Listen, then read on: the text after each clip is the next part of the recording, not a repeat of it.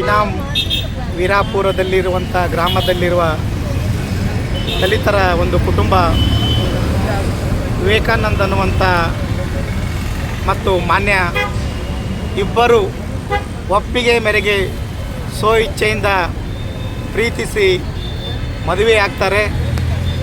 ಮದುವೆಯಾಗಿ 7 ತಿಂಗಳ ನಂತರ ಅವರು ಮನೆಯಲ್ಲಿ ಒಂದು ಯಾವುದೋ ಕಾರ್ಯಕ್ರಮವೋ ಅಥವಾ ಆ ಮಗಳಾಗಿರುವಂಥ ಮಾನ್ಯಳನ್ನು ಆಸ್ಪತ್ರೆಗೆ ತೋರಿಸಲು ಮನೆಗೆ ಬರ್ತಾರೆ.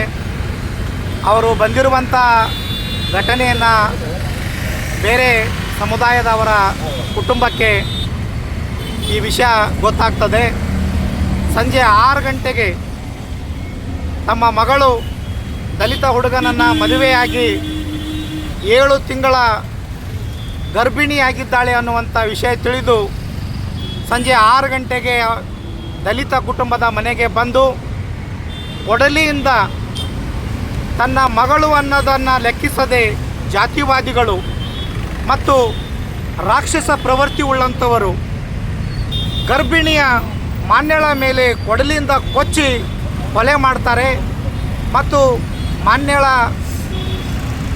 ಮಾವ ಮತ್ತು ಅತ್ತೆ ಮತ್ತು ಇಡೀ ಕುಟುಂಬವನ್ನು ಕೊಡಲಿಯಿಂದ ಮಾರಕಾಸ್ತ್ರಗಳಿಂದ ಮಾರಣಾಂತಿಕವಾಗಿ ಹಲ್ಲೆ ಮಾಡಿ ಸ್ವಂತ ಮಗಳನ್ನು ಕೊಂದು ಹಾಕ್ತಾರೆ.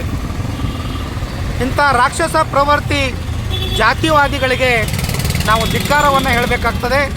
ಮತ್ತು ಕರ್ನಾಟಕ ರಾಜ್ಯ ಸರ್ಕಾರ ಆ ಜಾತಿವಾದಿಗಳನ್ನು ಮರ್ಯಾದೆಗೇಡ ಹತ್ಯೆ ಮಾಡಿರುವಂಥ ಜಾತಿವಾದಿಗಳಿಗೆ ಕೂಡಲೇ ಅವರಿಗೆ ಗಲ್ಲಿಗೇರಿಸಬೇಕು. ಮತ್ತು ದಲಿತ ಸಮುದಾಯದಕ್ಕೆ ವಿಶೇಷವಾದಂಥ ರಕ್ಷಣೆ ನೀಡಬೇಕು ಅಂಥೇಳಿ ಧರಣಿ ಸತ್ಯಾಗ್ರಹದ ಮೂಲಕ ನಾವು ಮಾನ್ಯ ಮುಖ್ಯಮಂತ್ರಿಗಳಿಗೆ ಒತ್ತಾಯವನ್ನು ಪಡಿಸ್ತೀನಿ. ಮತ್ತು ನಾನು ಮಾಧ್ಯಮಗಳ ಮೂಲಕ ಕೇಳ್ತೀನಿ, ಹಿಂದೂಗಳೆಲ್ಲ ಒಂದು ಅನ್ನುವಂಥ ಬಸವಾದಿ ಶರಣ ಚಿಂತಕರು, ಮಠಾಧೀಶರು, RSSನವರು ಏನು ಮಾಡ್ತಾಯಿದ್ದೀರಿ? ಈ ಘಟನೆಯನ್ನು ಯಾಕೆ ಖಂಡಿಸ್ತಾ ಇಲ್ಲ ಅಂತೇಳಿ ನಾನು ಪ್ರಶ್ನೆ ಮಾಡ್ತಾಯಿದ್ದೀನಿ.